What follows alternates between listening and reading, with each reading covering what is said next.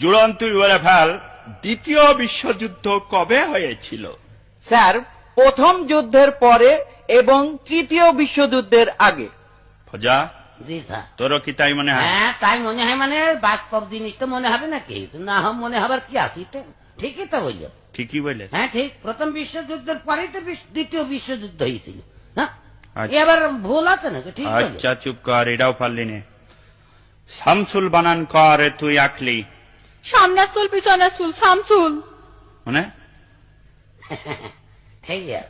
ঠিকই আছে। হ্যাঁ, ওরা যা বল সব ঠিক। একটা বে ঠিক আমি পাইনি এই পর্যন্ত। তুই বল, নলেজ মানে কি? নলেজ, হুম, নলেজ মানে যার লেজ নেই স্যার। চার লেজ নেই। লেজ নেই। হে তো জ্বলে পুড়ে মলামে কি করে সহ্য করবে, শেষ করে দিলে রে। নলেজ মানে তার লেজ নেই।